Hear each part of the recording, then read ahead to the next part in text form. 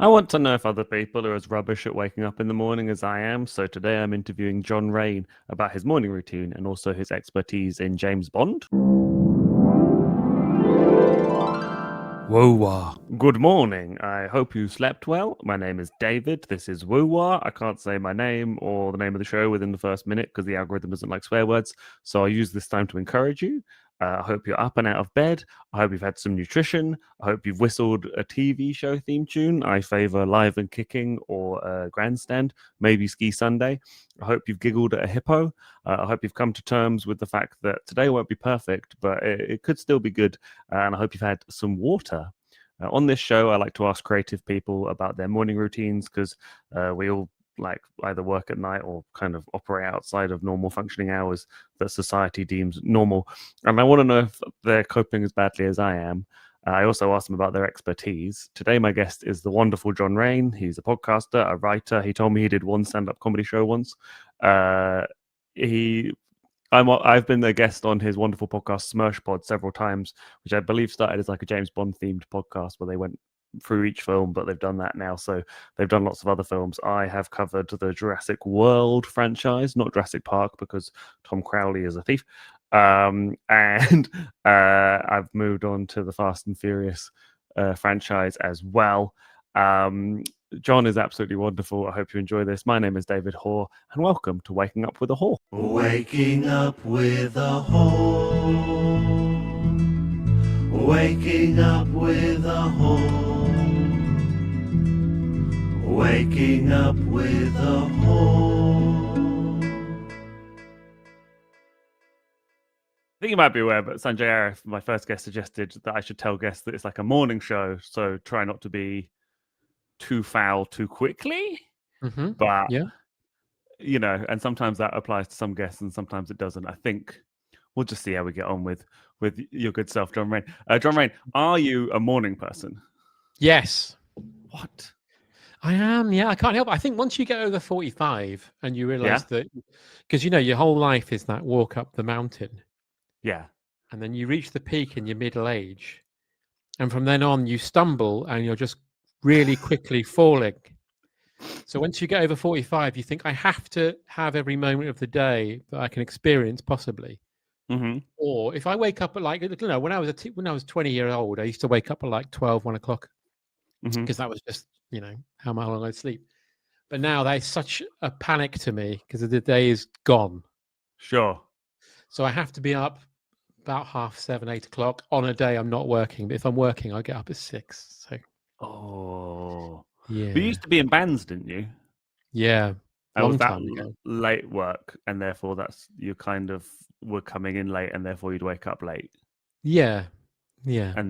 But was the adjustment from that to where you are now difficult, or did it just kind of happen naturally? No, not really, because I kind of this was all when I was in my 20s, early 20s. So by the time I sort of got married and settled down, I became a 9-to-5 man. Oh, huge brag. You started Dolly Partoning, as we call it in the business. I thought you were saying it was a huge brag that I'd got married. Yeah, I'm married. It might be quite early in the podcast for me to start talking about my opinions on marriage. So, me too. Yeah. Great. Yep. Anyway, so if you're a morning person, are you good at getting out of bed? Yeah. What do you mean, like literally? Yeah, I'm really good. If there was an Olympic sport of literally getting out of bed. No, I don't know. Do you mean like actually waking up and getting up? Yeah. Sometimes it can depend. On the weekend, I'll sit in my bed and look at reels for a bit. Oh yeah, which is my new thing. I am very much an old man because I'm 50 in 2 years. Wow. And it's only in the last, I would say, 2 to 3 years I discovered reels. So before that, I didn't really use Instagram. Yeah, that's fair. But now I'll wake up and I'll be like, oh, I don't need to be up for a bit. I'll have a look at reels, and then an hour's gone. Yeah. But before that, I would like how your new thing is phone addiction. That's fun. Yeah, my new thing is basically becoming a millennial. Oh, that's good. That's my new thing because I'm Generation X. So yeah, it's difficult adjustment. Fair. What are your favorite type of reels? What is your algorithm serving you that you like? Oh, God. For a while it was gorillas because I watched a video of a gorilla falling over or something. Yeah. Then it's basically animal based because my girlfriend and I will send each other stupid animal stuff, like cutesy animal stuff, because it's just like what you do. But also lots of old comedy clips, like Only Fools and Horses and The Fast Show and things like that. Just things that make me laugh. That's good. I like the fact that sometimes the algorithm is like, oh, you liked this one thing, as you say, an animal falling down. I think I liked one skateboarding video last week, and now that's all my algorithm is, which is kind of all right. It's weirder when it's like, I liked one golf shot that was like a crazy hole in one, and I was like, that was kind of fun. Yeah. And then I got nothing but golf content for like 2 weeks, and I was like, it took me a while to shake off the gorilla. Which is something that Diane Fossey was saying a lot. But yeah, I'd be there at 2 a.m, and then suddenly be like, "There's some more gorillas." I don't want any more gorillas. I've moved on from gorillas, but you just keep the one with the gorilla eats the pepper and then stops. He's like, "Oh." I got that a lot, and sometimes it would be in a foreign language, and I think, well, he's not speaking, so why does it need to be in Spanish? So you got a Spanish gorilla eating the same pepper. Spanish gorilla. I don't know what the Spanish for gorilla is. I guess it's a silent G. Harila. No. Yes, there you go. Yeah. Perfect. You've got a new vocation in translating wordless reels. Yeah, that's good. And do you have an alarm system to get you out of bed? I do. Yeah. One of your other guests said this as well, and I do the same. Is that I don't have one alarm because it's a bit like, in those New York City apartments you see where they have like 3 or 4 locks. Yeah. That's my alarm system, because I used to have one. And then once I accidentally press stop instead of snooze, and you get the phone call from work saying, "Where are you?" Yeah, it's the worst. Like, oh shit, yeah. So I put like 3 on. Right. But what happens is that because I end up snoozing most of them, I look at my phone camera roll like within a couple of days, and I've taken loads of photos of my alarm when I'm trying to switch it off when I'm asleep. Yeah, so I find that a lot. Loads. Yeah. Have you gone through and deleted them all, or is your memories thing now like serving you like all the different screenshots you've had of all your different, when like, I don't know if you use like a backup system, but like Google Photos will basically be like, oh, here's like a photo you took, or like here's a collage of all the different photos you've taken recently. You just got like a little video of all the different times you screenshotted your save them for posterity. Yeah. Well, I've got children, so one day I can say, "Sit thee down, young man. This was one day in 2025 when I couldn't get up. You were but a small child." Yeah, I don't really save them though. I like to. I'll sometimes just show my girlfriend and go, "Look, I couldn't wake up." But that's as far as it goes, really. I don't think I'd want to put them on Facebook as a memory. If you just have like your own thing to compete with the gorilla, and it's just like John's alarm system, and that's like a separate Instagram account you have. That's not a bad idea. And then you can translate them into Spanish. I'll put them into Spanish. It is 10 o'clock. That's what Spanish is. Yeah. You've really nailed that. Do you eat breakfast? Yes. Okay. And what do you have? On occasion. At the moment, I'm dieting. So I'll have a protein shake for breakfast, or a yogurt. Ooh. Okay. Or like a yogurt combined with a bit of granola. Are you making the protein shake yourself, or is it like a pre-prepared one? Not like that. Is that why you're staying in bed a bit longer? I'm just making a protein shake. Yeah, That's more than having it for breakfast. No, I buy them in from a supermarket. If that was true, you'd have like a Channel 4 documentary about you pretty swiftly. Oh God, yeah, that would be great. The man who drank himself for breakfast. A documentary someone sent me. It was a Dutch documentary about men who were addicted to. Yeah. And there was one where they were going to see a rock concert, and one of them had to stop. It was just really tragic and sad. They just couldn't go through a day without knocking one out. Okay. And they were Dutch, and I just thought the Dutch people must be like, can everyone stop doing this? Everyone just thinks we're weird. It's either weed or sex. It's one of the two, you know. I imagine it's basically the same as if like somebody in Florida does something like get eaten by an alligator or like marries a shoe or something, and it's like, can we not feed? Can you have some sort of state meeting, like a city hall? Can we all just like fucking stop? Yeah. Fair. And what are you drinking with your breakfast? I would have a cup of tea or coffee today. Coffee. Okay. Do you alternate? You're not like brand loyal. Oh no! Well, this is another thing, right? Is that I've only been a coffee drinker for the last 3 years. Before that, I didn't like it. Really? Then, so you've gone coffee and then reels. Yeah, coffee. I am having a glow up in my middle age.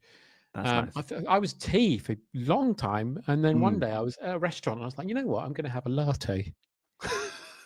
And I had it, and I thought, that's lovely. And Did you choose the latte because that's the word you liked the most on the list? Yeah, well, it's a bit of that. And also, my girlfriend said to me, I think you'll like this because it's very milky. So it's not as strong. Yeah. And, I did. That's good. I have a theory that everybody that orders a flat white orders it because they get to go, flat white, please. And that's just like, they just like saying it like that. And I don't even know if they would tell the difference between that and a latte, really, other than the size that they get given. They're exactly the same as far as I can tell. I'm very much like Crocodile Dundee of coffee because I've wandered in from the outback and it's all new to me. So when people are like, Americano, please, I'm like, well, what's that? You know, and then when they say flat white, I say, what's that? And they go, oh, it's a really milky coffee. And I go, okay. And then they go, latte. What's that? It's a really milky coffee. And I say, well, surely one of these is redundant as a name. So the same thing. And then cappuccino, which I always thought was very glamorous, but it's effectively a cup of foam with a bit of coffee at the bottom. Yeah. It's very unsatisfying. Yes, very much so. If we got a time machine and you just sent that little spiel you did there to like 2022, sorry, 2002, I mean, you would have made a killing on like whatever sketch show. On the Apollo. Yeah. I don't even know if the Apollo was around then. Just singing it off on like. Yeah, you're right. I've arrived too late for this bit. You're on Dead Ringers. I don't know. Do they do satire? They do satire. I think they're quite famous for doing satire. Yeah. Well, in their world. They're satirizing coffee. Yeah. Hello, I'm Acaster, and I drink coffee. Why do they call it latte? Yeah. I would like to see Keir Starmer as an observational comedian. Would be absolutely. Some people would say he is. Yeah. Hello, my name's Keir Starmer. When I was at school, we called a man Bag Boy because he bought in a bag. Ha ha ha. This is really good. You do any comedy writing work? Me? Not for other people. I'd like to, but if they need any Keir Starmer observational comedian stuff. I wasn't picking on you. I was just asking a question. Because although we've done a few podcasts, I don't know you that well. Sure. Even though I feel like I do. Yeah. I'm not saying we've you're talked very intently for like very short bursts. It's like we don't speak, and then we speak for like 2 hours. About a specific thing, yeah. Yeah. And just get little strains of information about each other from time to time. Yeah. Well, I think about that because the other day we did a podcast and I happened to mention something about my childhood. And you hit on it like it was revelationary. You're like, I didn't know that. Not to spoil everything, but I found out that there's an episode coming out. I think it's December 1st of me on John's wonderful Smash Pod podcast, which is a bit like saying ATM machine. But it turns out John once got a rat tail haircut. Yeah. And then his dad bribed him with juice and a biscuit, was it? Or a quash and an arrow. To chop it up. Yeah. But also I found out that because like you and your brother went to get it, and I found out you have a much older brother, which didn't know. Older brother, yeah. And then I found out that you're vehemently against Nintendo and that you're like a Sega loyalist. Yeah. And that you draw tits on Sonic or whatever. I And didn't draw tits on Sonic. You brought that up. You've become obsessed with you've accused me of something out of your own imagination. yeah, It's outrageous. it's really fun Mm. watching you squirm as you're like, I've not even heard of Sonic or tits, so why would I You do? brought up, what was it, 34 or something? What is- Have you still not googled it? Have you still not No. googled it? And I thought, what the fuck? And then I was on a forum the other day, a comedy forum, and someone was talking about the Paddington spitting image furore. And they said about how Paddington's 34 or something. 34. What how did you call it? and I was like, oh, now I get what they mean, because like a week ago I wouldn't have understand what they were talking about. Since you brought that up, I get it now. They're saying that you can find sex pictures of Paddington if you look. Essentially, I'm enjoying you becoming a millennial means that you're also finding out it's called Rule 34. Rule of the 34. internet. There we go. And Rule 34 of the internet. It's kind of like from like it's like when memes literally were like a single image. Like it's really Sure. like early 2000s internet of like Rule 34 of the internet is, if you can think of it, there's porn of it. I see. It's not and from it's like an basically- official handbook or anything.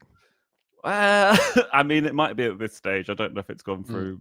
Hello, my name is Sakir Stama, and I'm leading on a platform of bringing Rule 34 into legislation. We're going to retrospectively put it into the Magna Carta. That's very good. It'd be Tim Berners-Lee who started it, wouldn't it? Hello, I'm Tim Berners-Lee. Rules 1 to 33 are not porn related. Rules 34 to 1000 are. I always like it when they interview Tim Berners-Lee and they go, so you famously Yeah. gave the internet away for free. And he's always like, yeah, I did. But really, he's probably thinking, I wish I fucking hadn't. I'd be absolutely loaded. Not that he turned up with a small shoebox and went, No. this is the internet. I'd like you to all use it. That's the way it's presented. I think he was more of a part of a team. Sure. Yeah. I don't. Yeah. But yes, Rule 34 of the internet is. You know why he's called Tim Berners-Lee, by the way? Why? Because he was so proficient on a BMX, a rally burner, that they called him Tim Berners-Lee. That's not true. Did you ever have a BMX? I had a rally burner, yeah. Oh, nice. Could you do tricks? Oh no, I'm appalling. I've got like the worst balance in the world. Like, to the point my parents took my bike away from me because I kept having accidents. And then I got a skateboard. Me and my brother got into skateboarding, whereas he was very good. I was just turning up and sort of going, like pushing myself, going along for a bit, and getting off, and going, yeah. How much older than your brother is he? How much older? How much older than my brother is my brother? Yeah, my brother's 5 years. He's 5 years older than me. Oh, okay, fair enough. Yeah. So it was like we could hang out, but we had nothing in common because he's 5 years older than me. And he was probably old enough to be riding a skateboard, but not so old that he's like a grown man where he's like, I need to go out and do my job and stop skateboarding. So he can actually have the dexterity to do the tricks, and you're just like, I'm here too. Exactly. Well, that was my entire childhood was me turning up, something my brother was doing, and go, I'm here as well. You were the snarf shaggy do. I fucking was. I really was. And I'm sure he'd tell you that now because I remember when we were teenagers, or so when I was about 16, well, he would be about 21. I remember him turning to me and going, you know what? When you were young, and I'd be like, oh yeah. He goes, you're really fucking annoying. I was like, all right, okay, I get it. You were brought in to kind of soup up the franchise, but actually it didn't really work. Well, yeah, I mean, I see, my brother and I are half brothers. So my mother remarried. Oh, right. Okay. And I was the produce of the second union. So there was always that. But, you know, I mean, I think we were just so, when you're that far apart, it's really difficult to have so much in common until you reach a certain age.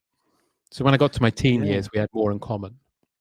I also think like if the oldest child kind of leads the charge in what culture you're digesting. So I'm the younger brother. My sister's like 2.5 years older than me. So a lot of my kind of cultural knowledge is kind of like it was kind of based on what she was watching and what was kind of what had been happening rather than what was like current. Whereas I've got friends who kind of were like more kind of in like were ingesting culture like as it was happening, and kind of had games and like video games, because my sister wasn't really interested in video games, so I didn't really have them, and didn't have any knowledge of sport or anything like that because she wasn't into any of that sort of stuff. And I think like it's amazing how much that dynamic can just change, like of your siblings, like how much they can just change what you're aware of culturally and like what activities you're up to all the time. Because you were probably taken to like birthday parties in the car that your brother was going to, rather than it's like, what do you want to do today, John?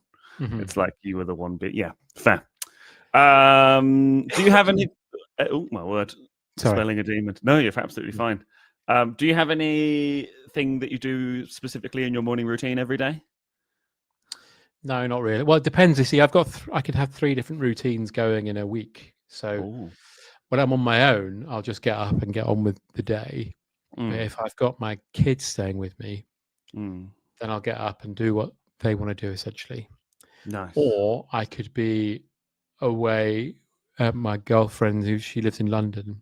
Right. I could be at hers, so then it's a different day entirely there. So it depends where I am. Is there any of the activities that you get to do with your kids that you're like, hell yes, I wouldn't be doing this otherwise? Or is it all just trying to be a parent? It's difficult now because they're at a weird age. Like you reach a certain point, a threshold where you realize they don't need you. And that sounds that sounds weird. I don't mean it like that. I just mean they don't depend on you at all. Right. So they very much, they start going to bed without needing you to put them to bed or anything, and they'll fix their own breakfast and everything. So now you just become like a feckless butler. You're just running around going, oh, they've left the butter out. They've left a knife there. They've left the fridge open. So you become like John Gielgud in the film Arthur. Where you're just running around going, oh, you silly bastards. So no, it's difficult now because they just it's like a hotel. They just come here and chill out and do what they want to do, or on their phone or doing whatever. Is that the point that parents become more exasperated, where they're not actively engaging as much, but they're just like, all my services is just running around after you, just hiding? Yeah, okay. This you become a sort of benefactor rather than a parent. You just become there to facilitate their life, which is fine. That's kind of the contract you sign. And you remember when you were that age, because my eldest he's 15 in January. Wow. My youngest is 12. So it's just and that's fine. It's lovely. It's lovely. It's lovely watching who they are now and stuff. It's just how it was a few years ago is very different. Right. Okay. Interesting. This has gone all the way. We've talked about, I know, very rude things and very profound things. Wow. So on the 9th of November at the Bristol Beer Factory Tap Room, Chops Comedy is putting on a charity comedy fundraiser to raise money for Talk Club, the men's mental health charity. We have Ignacio Lopez plus an amazing array of local acts supporting him. Tickets are via Headfirst. I shall be emceeing. We did one of these last year and it was absolutely wonderful. And we hope to see you there again. Please come along. It's going to be awesome. John, thank you so much for telling me about your morning routine. I not only like to ask people about their morning routines, I also like to ask them about their expertise. Your expertise is obviously James Bond.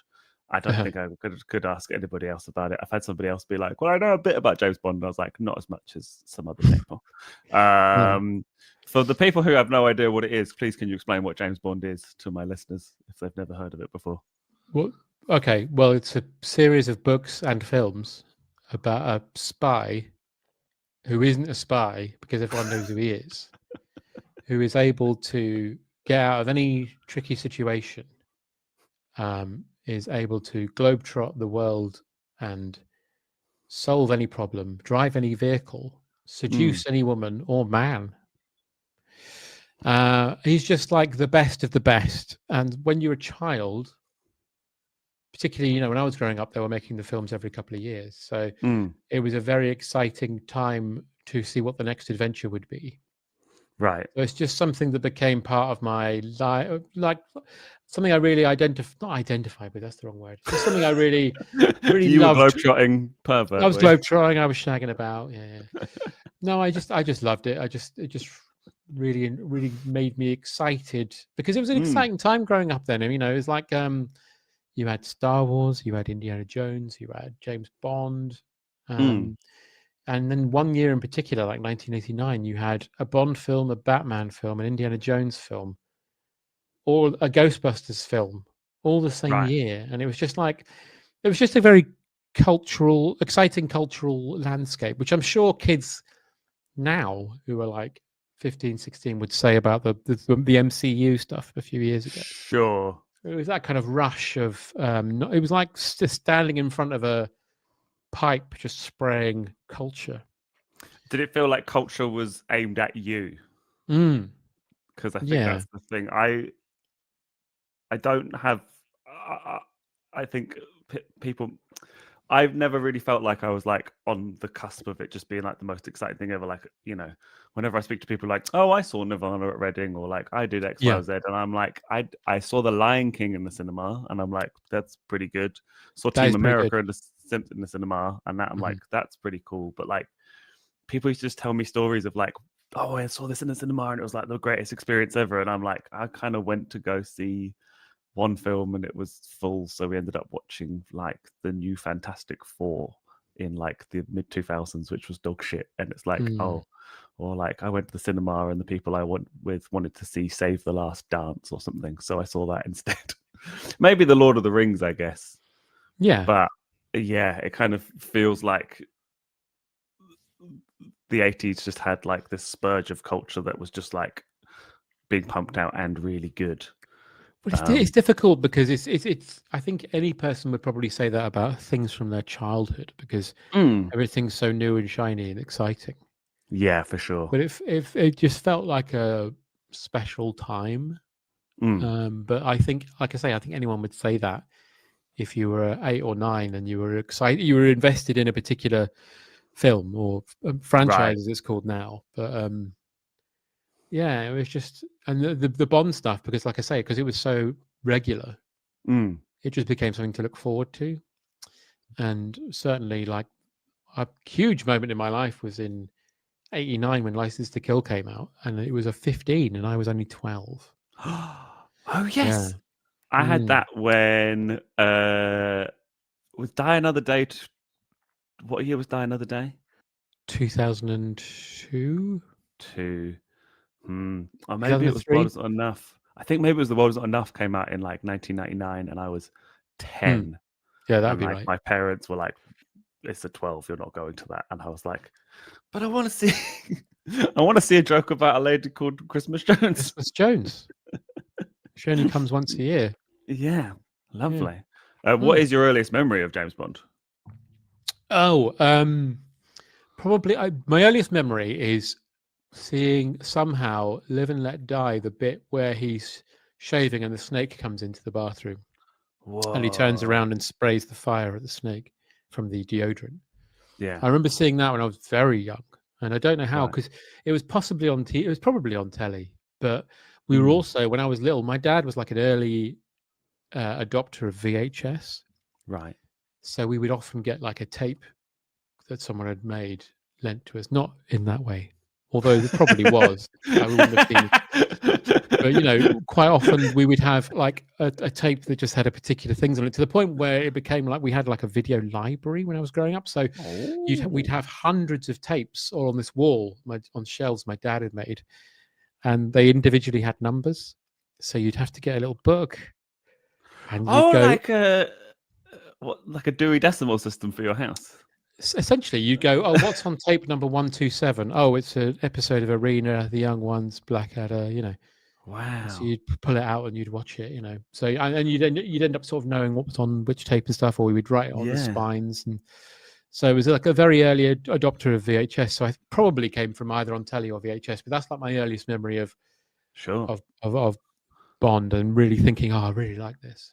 Were the tapes like it was just like somebody pressed record and let it go, or was it like it starts and stops and it was quite well? Starts and stops, like to the point where we had a tape where my mum and dad said they taped The Italian Job, and when I put it on, it literally starts at the Italian raid, you know, the actual crime that they do, Sure. and the mini. They wanted the mini chase essentially.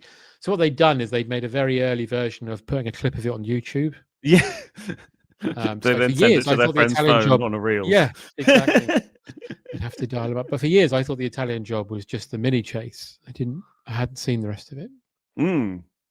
That's good. I guess it's interesting, but I really benefited from the fact that ITV were like, we're doing another Bondathon. We're doing another Bondathon. And like late 90s, they just were like hammering so many all of the them. time. Yeah, I think it's because they own the rights. They still, I mean, if you go to ITVX now, they've put them all on there. Oh, nice. Or up until recently. Because I was at a friend's party and they kind of had Thunderball on the background, and I saw a bit of that, and then I remember like, oh, next week they're doing You Only Live Twice. That was the first one I saw, and I think like I was just really benefit from the fact it's like I'm now just going to watch one a week, and it was just kind of laid out for me in a sort of streaming age, which was nice. I think. You've obviously talked about these a lot on your podcast, but you've obviously asking other people about these things, so I don't actually know who your favorite James Bond is. I've kind of heard you talk differently about different ones. This might be one of those things where you're like, well, it depends on which day. But it's kind of like the one I really loved when I was younger was Timothy Dalton because he was so different. But I think he's my favorite. Definitely. Really, yeah. I think my head says Dalton because I love how different he is to the others, but I just love Rog so much. I think Rog is definitely my favorite. He was my Bond when I was little. The first Bond film I saw at the cinema was View to a Kill, his last one. So I've got I just love him. I think he made it his own. Sure. And he was just so much fun. He's so silly. And he was so good at selling the comedy stuff, which I think only Sean was good as well. And Pierce was very good at it, but Daniel was not. You know, when people are like, oh, there is no prequels for like Star Wars. I really did enjoy the Daniel Craig Bonds so much that I'm kind of a bit like, I don't acknowledge it, but not in a like, oh, I'm being smart. I just forget they exist because I just I haven't engaged with them at all. Well, they're just so exhausting. They're so not fun. No, really. And they really feel like they're trying to the analogy I was going to use is absolutely not what I want to talk about in the morning. Sure. Basically, like trying to get somebody to like, you know, rather than going for the people that already like it, you're like, I'm going to try and impress the people who don't like it already and try and get them on board. Like, I guess Matt Rife being like, I don't do crowd work anymore. I slag off women. And it's like, but the people liked you doing crowd work and women were your audience. Why are you doing this? And it feels like Daniel Craig, James Bond just kind of went miserable. And like I think the mistake they made is they kind of made him a producer, so he had a lot of say in where the character was going. And I think he was like, oh, I'd really like Bond to be every film he's a rogue agent and he's haunted by his past in every film. We find out that his dentist was secretly Blofeld's shoemaker, that sort of thing. It's just like, can't we just have fun? Can't we have a fun mission in every film? But, you know, I think because it made so much money that way, I don't think we'll go back to how it was before. No. Whereas, I think I was given License to Kill. The reason that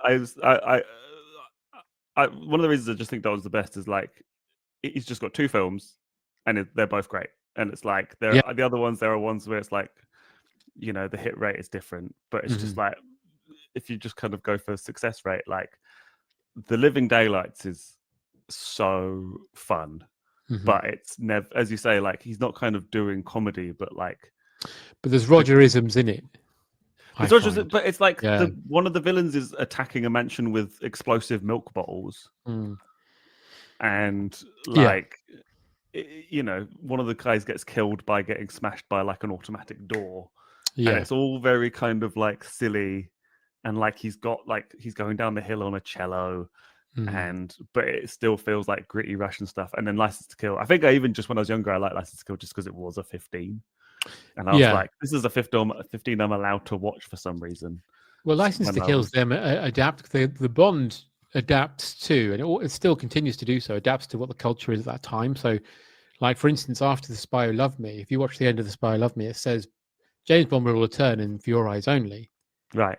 But because Star Wars had made so much money, they decided to do Moonraker so they could do a space one.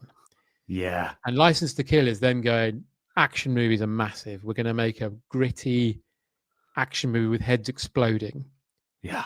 And then obviously it was a 15. But then like with Craig, they were like, let's do a Jason Bourne film. And if you watch Quantum of Solace, it's shot by the same people who made the Bourne film. So that's why the camera's just doing that all the time and you can't tell what's going on. And I'm sure they'll continue to just sort of magpie culture as they go.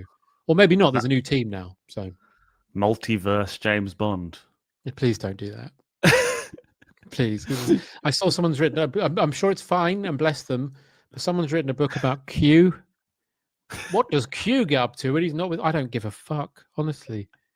Just injecting his fingers with like collagen or something. Oh my God, yeah. Unless he's like throttling boys.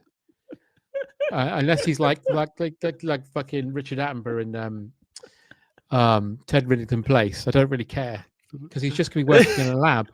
He gives a shit. Just filling in paperwork for all the people he's hurt. Yeah. Oh, well, God, to that note, another hang glider, is he? Oh God. Yeah.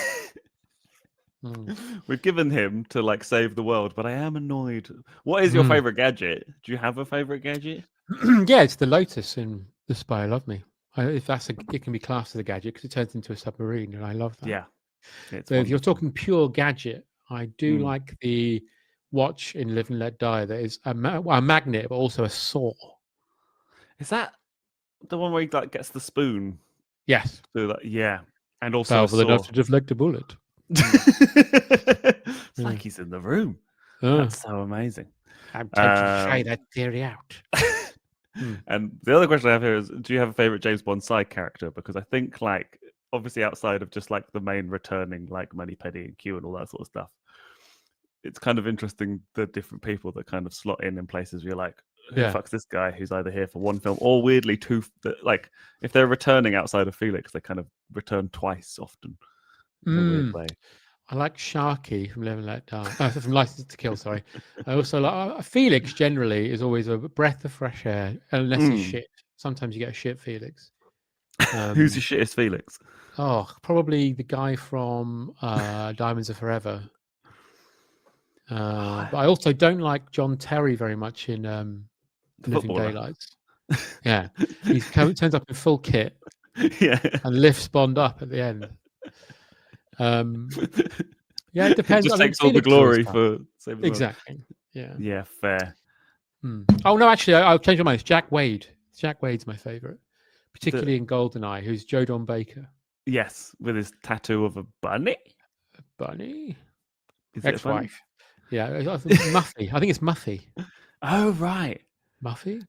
Yeah, because you get the great bit where Pierce turns up and says, "In London, April is a spring month." As a code.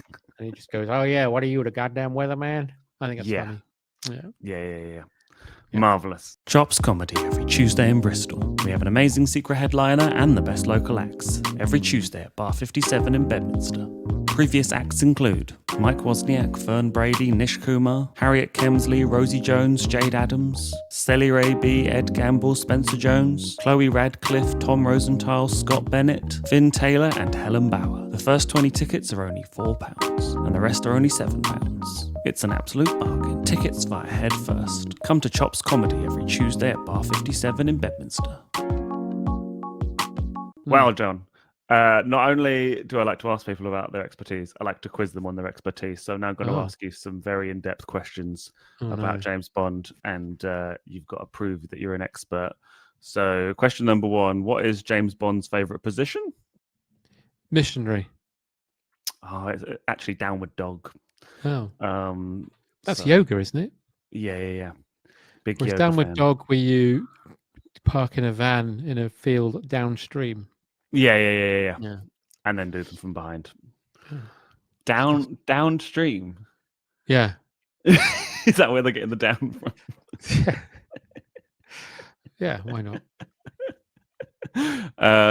Question number two. Which one of James Bond's car is most practical to shag in?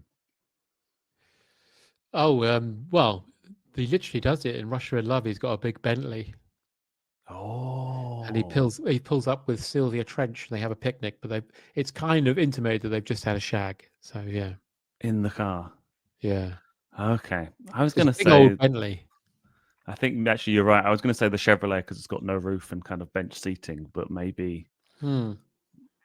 Oh wow, you really are an expert. You know loads. No, not really. No, you know, yeah, loads. Question number 3. True or false? If James Bond visits GCHQ, he always stops at Gloucester Services. 100%. Yeah. Yeah. Because the little known fact that Ian Fleming built into the character is that he really likes Greg's. There's He no definitely Greg's at stopped there. Gloucester Services. Well, it used to be when Fleming's day. What is No, it now? Is it a Pret? have you not been to Gloucester I Services? don't think I have actually. No. Wow. The I tried things to I bluff get my to way out. educate you about, Mm. I get to educate you about Rule 34, and Yeah. maybe the complete opposite end of the spectrum is Gloucester Services is like a farm like shop. You know, Oh, like so those sell sort me of- on Gloucester Services then. Oh my word. Advertise it to me. Okay, it's basically like rather than going to something with like a McDonald's and a Greg's and all this sort of stuff, it's Uh-huh. like a farmhouse shop. They've got their own sort of like little cafe where they've made their own sausage rolls, which are like big and fancy, and their Oh, own nice. latte.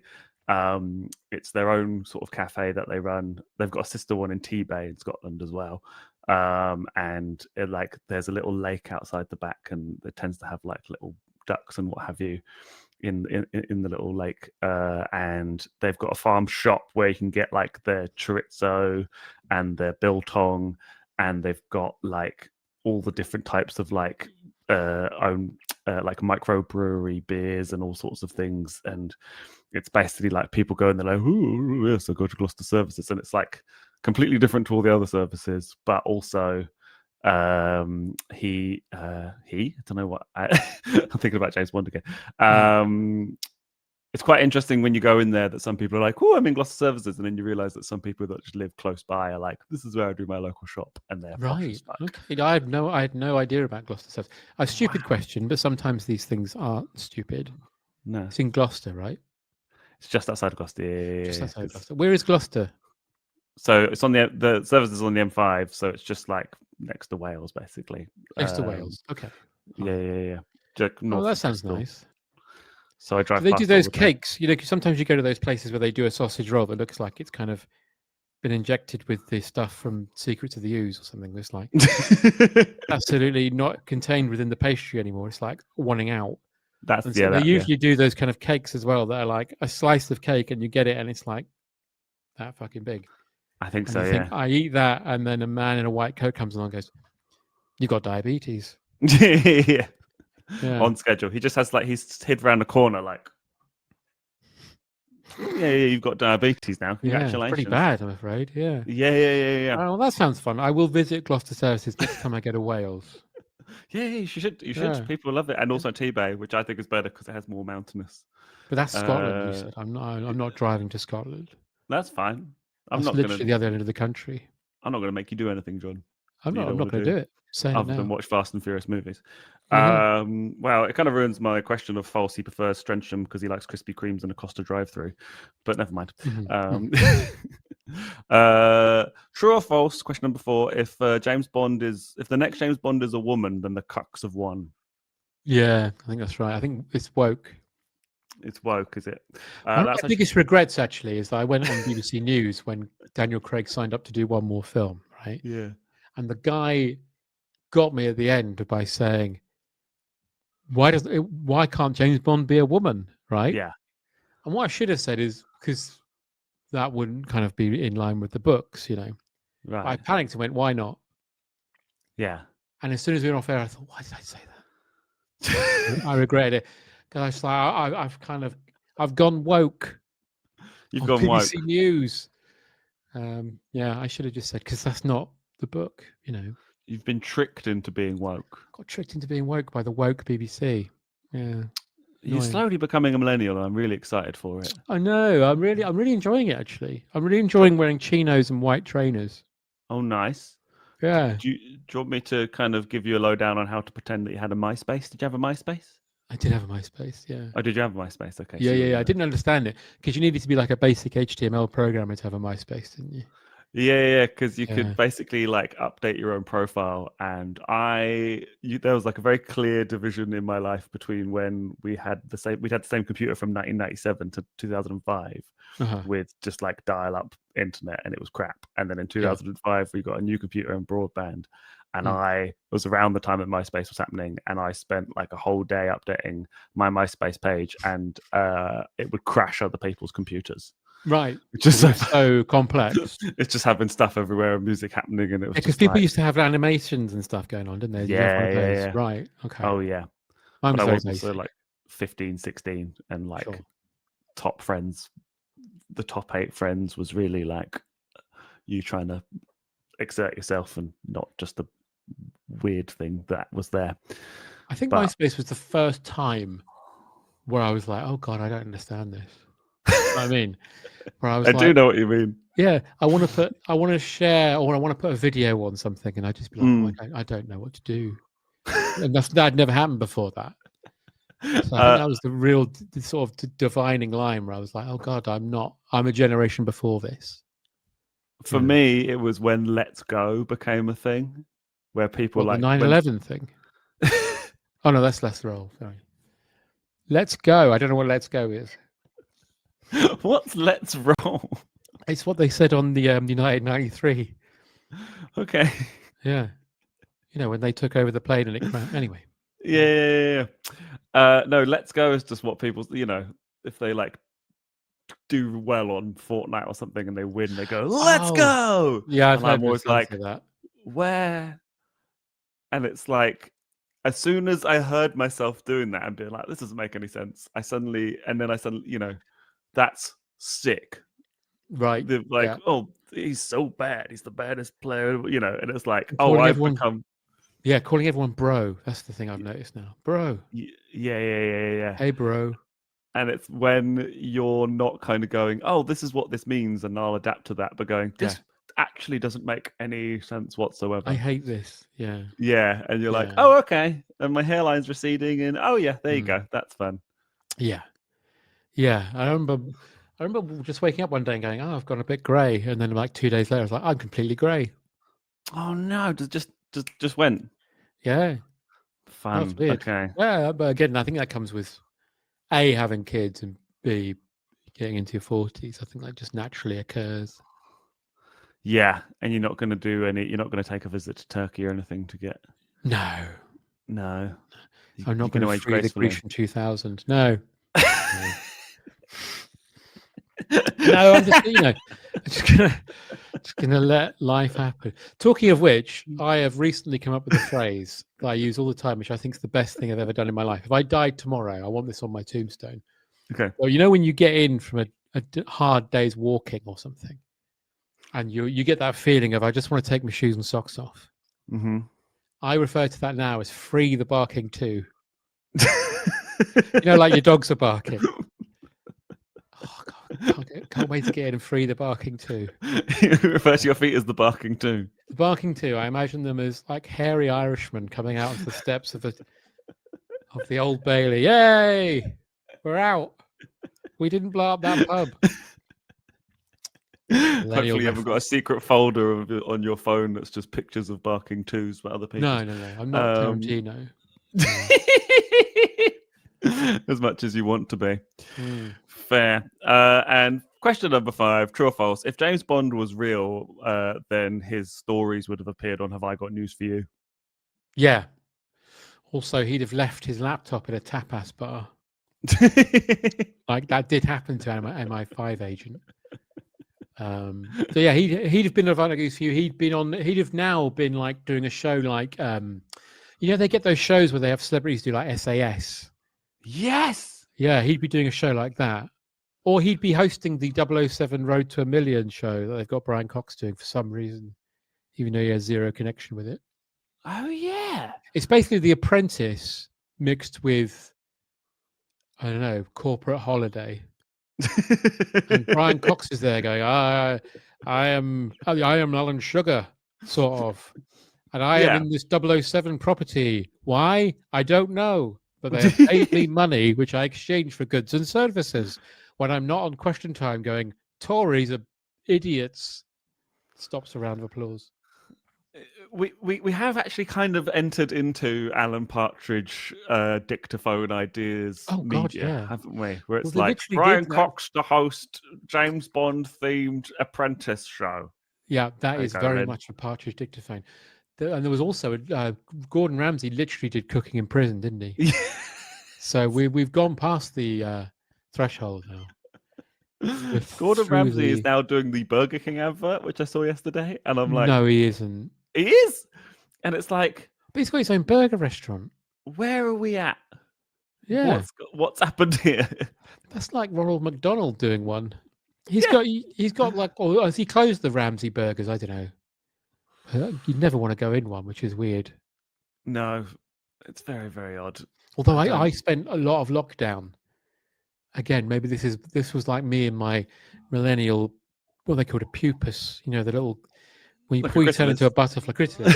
Yeah, because I got really into Ramsay's Kitchen Nightmares, principally the British ones because they're much better, Mm. and things like Four in a Bed. Now I couldn't watch them, but I think lockdown particularly, I was like, I was like that Homer with the donuts, but with just like terrible telly. Yeah. That's actually that's good because I actually am very intrigued because I feel like everybody started engaging in media they would not usually engage with, because I think engaging with your normal output of media would mean that you would be very aware the lockdown was happening. And I Yeah, think the escapism, I watched a lot of Man United winning the treble media right. because it was not in lockdown. There was nothing to do with COVID. Escapism. It was a real escapism. Like Mm. I really enjoyed The Last Dance, not Save the Last Dance, but The Last Dance, the Michael Jordan documentary. The documentary where Charles Dance finds out he's barren. And he is the last dance.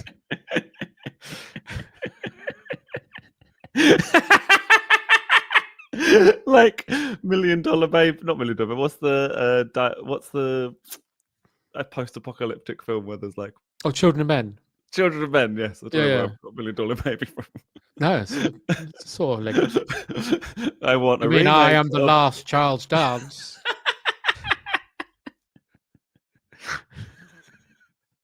There could be no more dancers after this, and then it's him doing a dance with his. Save the last dance for me.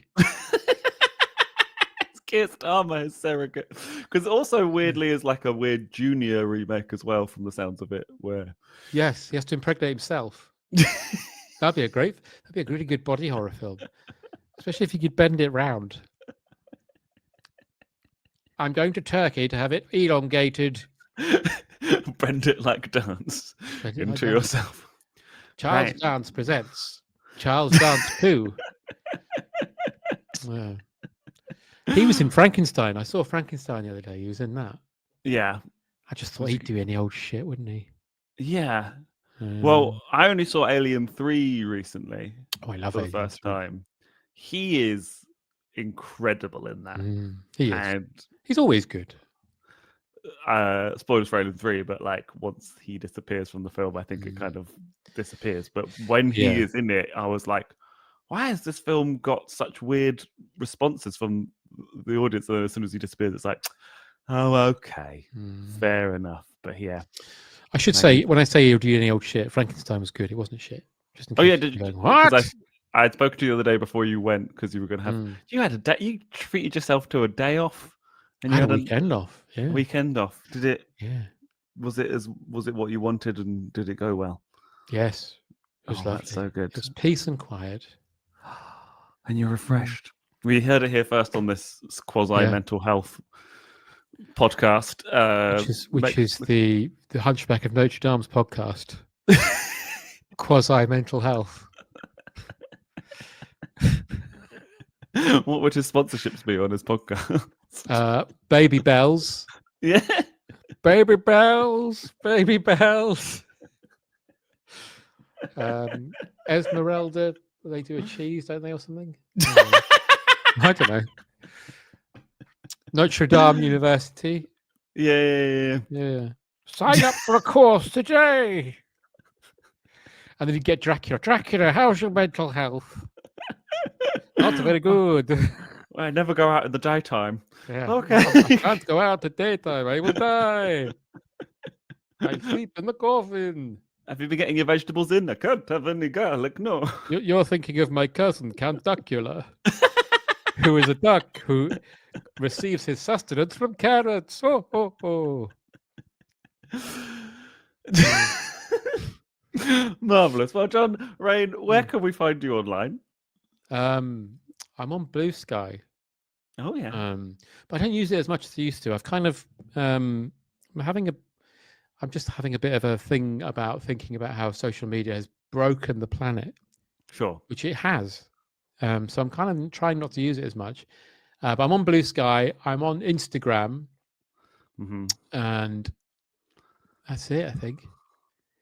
Yeah, because I killed my Twitter last year. Oh, well done. Well done, you. What's your handles on Blue Sky and Instagram? I think Blue Sky, I'm just johnrain.co.uk, I think. Okay. And on Instagram, it's John Rain. This guy. And what else can you plug? Obviously, Smursh Pod. I do a Doctor Who, which has become not about Doctor Who anymore at all. Podcast with Tom Neenan and Paul Litchfield called A Wheezing Groaning Sound. We sort of Atletico minced it into like it not being about its original thing. Yeah, we basically now just talk about, because we do a listing at the beginning of what was on TV the day of the episode we talk about, but that's become most of the episode now. Right. To the point where when we do live shows, we just do that. We get a date of birth of somebody in the audience and do what was on TV that day. Nice. So yeah, I do that in Smursh Pod. And what's the Doctor Who podcast called? A Wheezing Groaning Sound. Wheezing Groaning Sound. Which is what the TARDIS is described as doing when it appears. It's asthmatic. But I think that's it. That's it. I've got a Patreon as well if you want to sign up for that with its exclusive content. Now we should just look for Smursh Pod on Patreon. Is there anything else I need to plug? You got some books? I got books. I've got 3 books. I've got Thunderbook, which is all 25 Bond films and Never Say Never Again, but done in like the style of an episode of Smursh Pod. So I sort of talk about it and make jokes. Nice. And I've got one called Exploder Book, which is 80s action, same deal. And then Superbook, which is superhero movies up until Marvel, same deal. Very nice. Yep. Wonderful. And my last question to you is, can you give me a song title for a song which I'll write and edit into the end of the episode? Oh, well, that's a nice one. What about anything? Oh yeah. I thought you could say what about and then give a suggestion, but just anything. Wow, I'm looking at a picture of a devil. What about this, right? When the devil came to Gloucester Services. Lovely. Yeah? Yeah. And I want it in the style of When the Devil Came to Georgia. Yeah. As I say with everybody, I'll take the song title. Whenever anybody suggests the style of the song, I'm like, great. And then I completely ignore it. Just ignore that. Yeah, but the title is the most important bit. When the Devil Came to Gloucester Services. Absolutely perfect. Well, John Rain, thank you for waking up with a whore. You're a wonderful guest. Thank you so much. Thank you. Pleasure. When the devil went down to Gloucester Services, he had a very lovely time.